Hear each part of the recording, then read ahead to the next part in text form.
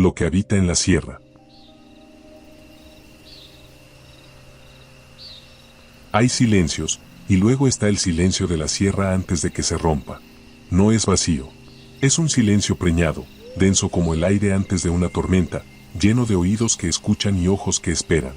Crecí aprendiendo su lenguaje. El rancho no era solo mi hogar, era el centro de mi universo, un punto fijo en un mapa de Sinaloa que a la mayoría le importaba tan poco como una mancha de polvo. Mis padres lo levantaron, mis 9 hermanos y yo crecimos en él como árboles retorcidos pero fuertes, y cuando todos se fueron, unos a la ciudad, otros a la tumba, yo me quedé. Fui el ancla que impidió que el lugar se convirtiera en un fantasma más. A mis 30 y tantos, la soledad se había convertido en una segunda piel, cómoda y familiar. La rutina era mi letanía, el café de la mañana, espeso y amargo, mientras el sol sangraba sobre las cumbres, el trabajo con el ganado, un diálogo sin palabras, y el cuidado de la casa, un homenaje a mi madre. Mis 2 pastores alemanes, Sombra y Ceniza, eran mi única conversación, y su lealtad, mi única certeza. La vida era buena, anclada en una realidad tan sólida como la madera de la cerca. Una realidad que decidí perturbar una tarde de martes. Fue un impulso, nada más. Un eco de mi padre en mi cabeza, la nostalgia de la casa mayor. Vamos más adentro, pareció decirme su recuerdo, donde la tierra aún no conoce al hombre. Dejé a Sombra y a Ceniza en el porche, sus ojos me siguieron con una inquietud que entonces no supe leer, y me adentré en la sierra. Mi viejo rifle Winchester, pulido por las manos de mi padre antes que las mías, se sentía como una extensión de mi brazo. La normalidad se deshilachó lentamente, sin hacer ruido. Lo primero fue la quietud. No había pájaros. El zumbido de los insectos se había apagado. Era como si el propio bosque contuviera la respiración. Luego, los animales, oleadas de ratones y pequeños roedores cruzando mi camino, huyendo no de mí, sino de algo que venía detrás. Fue entonces cuando vi las huellas. Y el universo sólido bajo mis pies se agrietó. No eran de un solo animal. Eran de varios, eso parecía, y estaban impresas con una fuerza brutal en la tierra seca. Parecían de coyote, sí, pero más grandes, más profundas. Y lo peor, lo que detuvo la sangre en mis venas, era el patrón, no iban a ninguna parte. Formaban círculos superpuestos, una y otra vez, como si una jauría de demonios hubiera estado danzando una danza demencial en aquel claro. Un frío que no era del aire me recorrió la nuca. El sol se hundía, y por primera vez en mi vida, la oscuridad que se aproximaba no se sentía como un viejo amigo. Monté el campamento por pura inercia, un autómata ejecutando movimientos aprendidos. La luna se alzó, un disco de hueso pálido en un cielo de tinta, observando con indiferencia cósmica. El fuego crepitaba, una pequeña y valiente herida de luz en una inmensidad devoradora. Y entonces, desde las profundidades de esa inmensidad, llegó el aullido. No era el lamento solitario de un coyote. Era una cacofonía, una superposición de docenas de aullidos, uno encima del otro, agudos y graves, lastimeros y feroces, todos emanando del mismo punto, de la misma garganta. Era el sonido de una manada contenida en un solo ser. Mi instinto de cazador, estúpido y ciego, se apoderó de mí. Apagué la linterna, confiando en mis ojos, y me moví hacia el sonido, con el Winchester pegado al hombro. El olor me golpeó como un puño. Un hedor dulzón y nauseabundo a carne vieja, a tumba removida. Me llevó hasta un árbol cuya corteza estaba manchada de un negro húmedo. Sangre seca. Y a sus pies, yacía un coyote. O lo que quedaba de él. Su cuerpo estaba destrozado, como si lo hubieran azotado contra el tronco hasta reventarlo. Pero lo más grotesco era su torso. La piel y la carne habían sido arrancadas en una sola pieza, dejando al descubierto la jaula blanca y limpia de las costillas. Era un acto de una crueldad tan metódica que no podía pertenecer a la naturaleza. Un crujido de hojarasca a mi espalda. Me dejé caer sobre una rodilla, corazón martillando contra mis costillas, convirtiéndome en una sombra más. Pasos. Pesados, arrastrados. Acompañados de una respiración húmeda y profunda. Y ese olor, oh, Dios, ese olor a muerte andante. La luna se deslizó entre las ramas y lo iluminó. Mi mente se negó a procesarlo. No era un animal. Era una blasfemia anatómica. Se apoyaba en 4 extremidades largas y artríticas, con articulaciones que se doblaban en ángulos imposibles. Su torso era un andamio de huesos enormes cubierto por jirones de una piel negruzca y supurante, Podía contar cada costilla y cada vértebra de su espina dorsal, que se arqueaba como la de un felino a punto de atacar. La cabeza era vagamente la de un cánido, pero deformada, con un hocico demasiado largo y unas fauces que, al abrirse ligeramente para respirar, revelaban hileras de colmillos como agujas de hueso. Y de esas fauces se derramaba el hedor. Mediría, si se erguía, casi 3 metros. Levanté el rifle. El alza encontró el centro de aquella cabeza monstruosa. Mi dedo se tensó en el gatillo. Y en ese instante, sin un solo movimiento previo, su cabeza giró 90 grados sobre un cuello que crujió audiblemente. 2 puntos de un amarillo fosforescente, 2 ascuas de malicia pura, se clavaron en mí. Me había visto en la oscuridad total. Sabía que estaba allí. La parálisis me invadió. Vi cómo, con una fluidez que desmentía su tamaño y su estado de putrefacción, se impulsaba sobre sus patas traseras. No corrió. Saltó.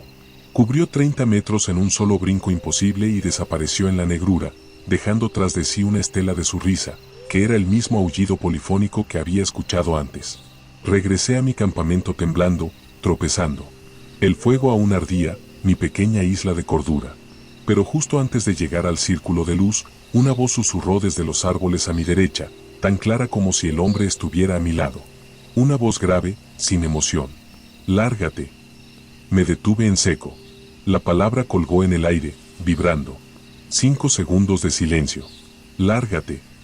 Corrí los últimos metros hasta la fogata, tropezando, cayendo de rodillas junto a las llamas. Mi mente, desesperada, buscaba refugio en la lógica. Un oso enfermo. Un puma con sarna. La voz, el viento. Mentiras. Dulces y cobardes mentiras. Me senté allí durante 1 hora, el cañón del rifle caliente en mis manos, esperando. Nada. El silencio regresó, pero ahora era diferente. Ahora estaba escuchando. Agotado, me metí en la tienda de campaña. El sueño, lejos de ser un escape, fue una rendición.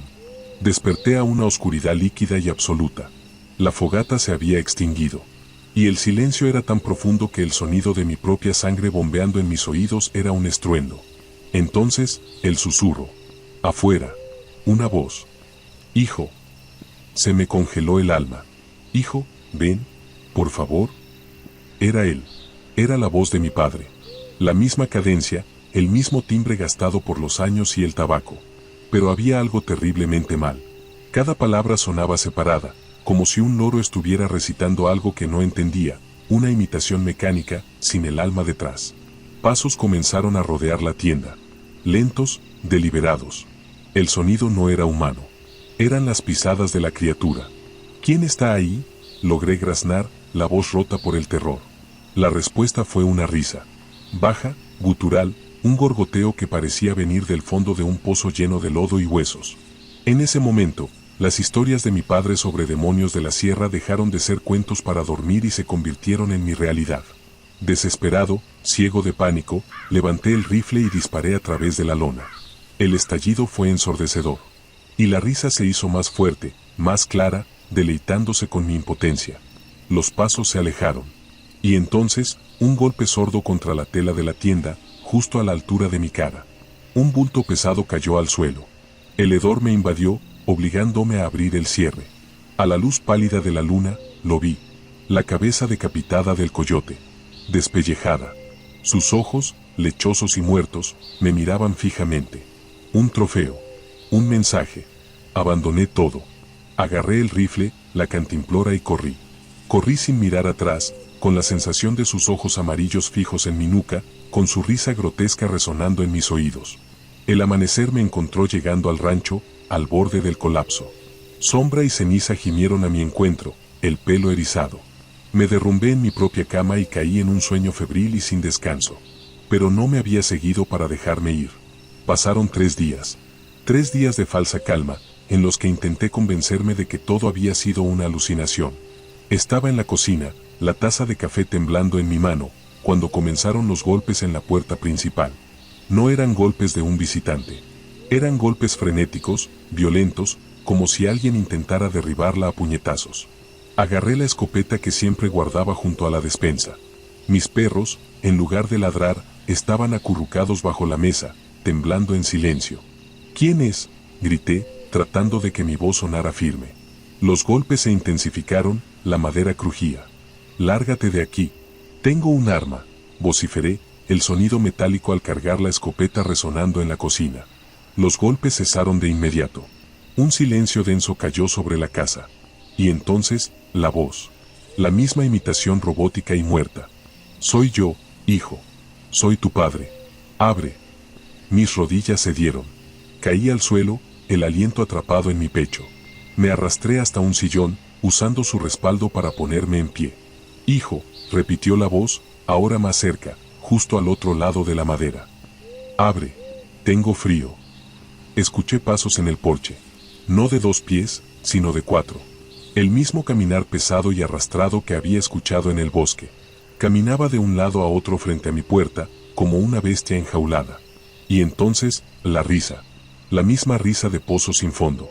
Y los pasos se alejaron, volviendo a la maleza. A la mañana siguiente, encontré a mis perros escondidos debajo de la camioneta, negándose a salir. Ese mismo día, llamé a mi hermano. Le empaqué una mentira sobre una tubería rota y le pedí asilo. Me llevé a los perros. No he vuelto a dormir en el rancho. Sigue allí, una cáscara vacía de lo que fue. A veces voy de día, con mis hermanos, solo para asegurarme de que el techo no se ha venido abajo. Pero el lugar está contaminado. Todos lo sentimos. Es una sensación de ser observado por algo muy antiguo y muy paciente que espera en la oscuridad. Esta es mi historia. Y es una advertencia. Hay lugares en el mapa que deberían permanecer en blanco. Y hay voces que nunca, bajo ninguna circunstancia, deben ser respondidas. Sobre todo, si te invitan a abrir la puerta de tu propio hogar.